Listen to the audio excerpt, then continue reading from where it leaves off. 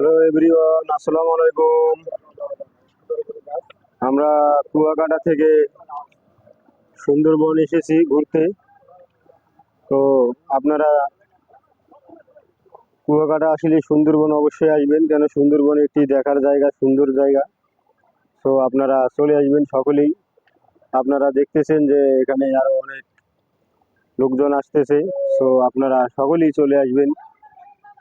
এবং কুয়াকাটা আসলে সুন্দরবন আসতে হবে নদী পথে। তো অনেক সুন্দর জায়গা, হাজার হাজার লোক আসে। তো আপনারাও চলে আসবেন এখানে। আপনারা দেখতেছেন অনেক মানুষ আসতেছে,